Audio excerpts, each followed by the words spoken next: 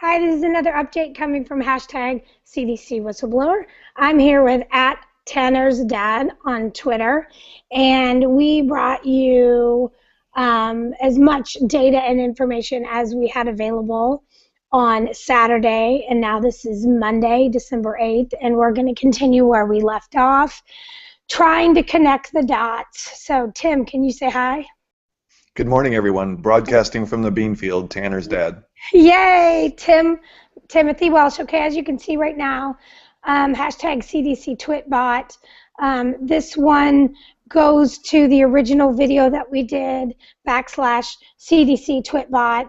But now let's go from where we left off. We had gone through all of these slides on the first video, so we're going to fly through them quickly. Test Vax Bot is the handle at Twitter, initiated in October.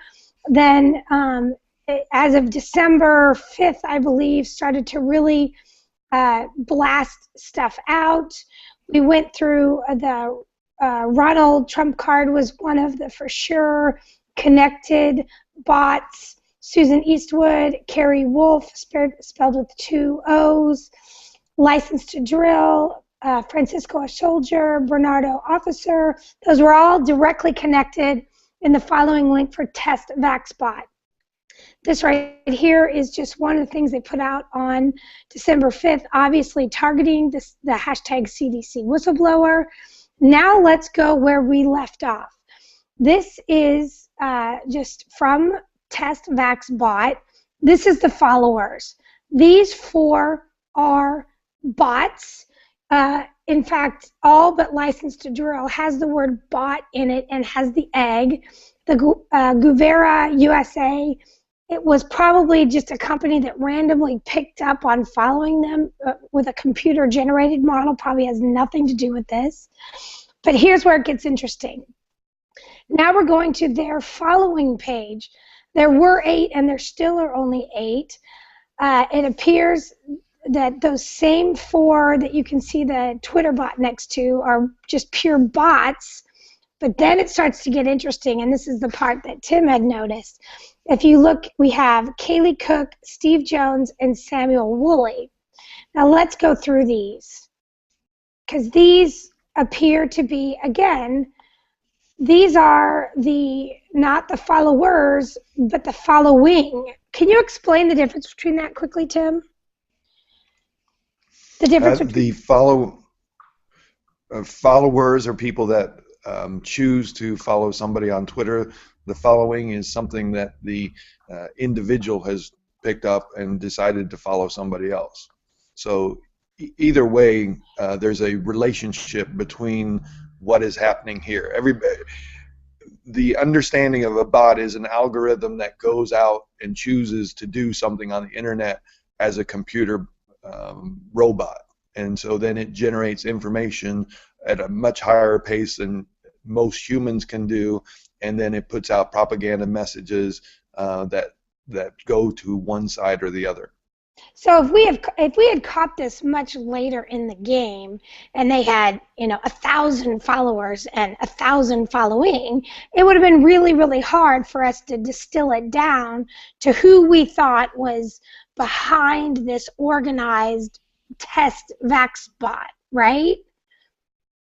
But since correct, given the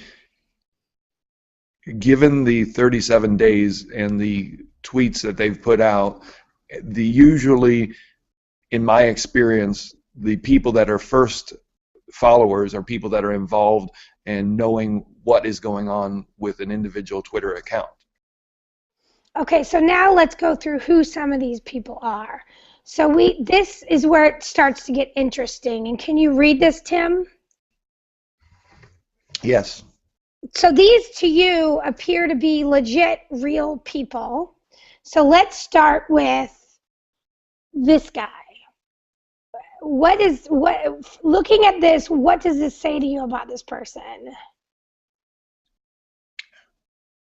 What this is obviously a person, because they've chosen to put up account information, links to things, kind of where they are, what they do, and their basic biographic information.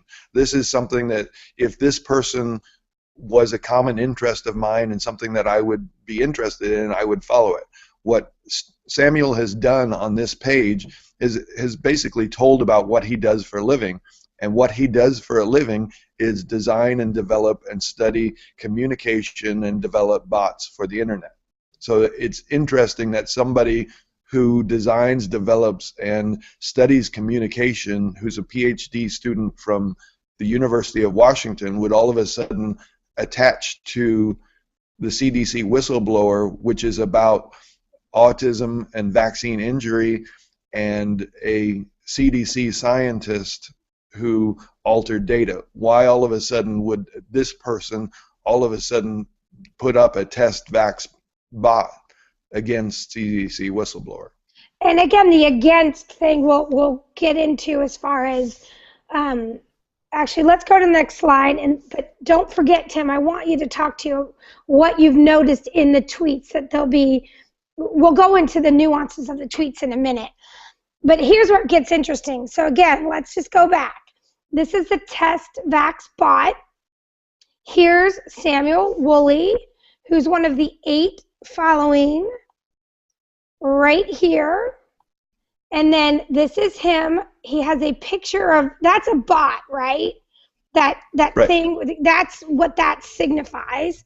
So now we go, I just went to his page, and it was 4 or 5, wait, 1, 2, 3, 4, 5. The 6th one references the Bill and Melinda Gates Foundation, which a huge percent of their money goes towards supplying vaccines for the world. So that was an interesting thing. And of course, we can connect the Bill and Melinda Gates Foundation to money that goes directly to the University of Washington. So again, we haven't connected this directly, but we're just taking a few steps towards connecting the dots here. So let's go back. I thought I had more about, where are my other slides here? Hang on. So we don't know that this is connected to this, but talk about this and why you thought it might be connected to this particular organization. Oh, you know why? Because look at Steve's thing. It says right there, his website, Samuel Woolley's website, is digitalactivism.org, which leads you to this, right? And digitalactivism.org and Digital Activism Research Project is the university's cover for this activity. And basically what they're doing is studying and interacting and putting out robots that take parts of information that people are putting out. It's an invasion of a Twitter stream to degrade the Twitter stream. And we've said this over, is muddy the water. That we have a direct message that we're trying to put out there to get justice and to educate people on the dangers and ask questions about the side effects of vaccines, and what they're putting out is just parts of the information. And these dots are connected. There's no ifs and buts. I would go to court with this information that we've had so far. Okay, now let's finish through the other 3 principles on this text Vax Bot. Here's another one of the principles. And it says journalism lecturer at University of Washington. And then you go to her webpage, because see right here she gives you her webpage. And it just, journalism writer, it doesn't say much more, but at the University of Washington. So then here it gets interesting, Tanner. We go to her page and look at the juxtaposition. You're her friend, or she's following you and she's following the test Vax Bot. That is just so comedic. I don't even know what to do with it. Had you noticed that yet? I have never interacted with this person. I don't know who this person is, and I've never had a direct exchange with this person. And so again, I usually question people that begin to follow me as saying, what is your vested interest in this? And at this point, the group of individuals, we've got 4 computer-generated individuals and 4 real people that are on the test saying Vax Bot, and they have we don't have anything that says why are you involved in this at this point. Well, and even more than that, when you look at their feeds, there's nothing to make you believe that they have any legitimate interest in the CDC whistleblower. Nothing. There's no legitimate interest, skin in the game about injured children. Or health or any of that stuff. Correct. Yeah, okay, so now let's go on to the next one, which is Steve Jones. He was the 3rd of the 3 real people involved with the test Vax Bot. So we go to his website, and oh my goodness, he's not in Washington, he's in Chicago. So we have the University of Illinois in Chicago involved now. And boy, oh boy, it's no longer just some single university, low-level one thing. This is kind of a really big deal. But what was interesting was when I went to look into his interests on his feed, one of the first things I found was an exchange that he was doing with these people, which is, if you go to this link, you'll notice that this is a whole group of 50 people that are at what's called the Bot Summit. And it kind of scares me the way that they talk, because they sound as if they think the creation and putting out of these bots is a legitimate and non-invasive thing. I mean, what are your thoughts on that, Tanner? I mean, Tim. In the hierarchy of Twitter, there's certain groups that are considered evil, and we call them trolls, we call them shills, and then below trolls and shills are bots, because it defeats the whole purpose and magic of Twitter, because it takes the humans out of it, and it goes back to part of what the group was bragging about last month, was that a bot was able to write an entire article, a news report, go out and find the information, put it together, and then put it out and break a breaking news article. So at the rate they're going, they're able to put everything to do with mainstream media out of business. Which, you know, in a way that might be good, because it would actually reflect what everybody's talking about if it wasn't censored, instead of what these people are being fed. Anyway, so bottom line, I found this meme out there, and I think this is the big takeaway in our world is, you know, half our kids are sick.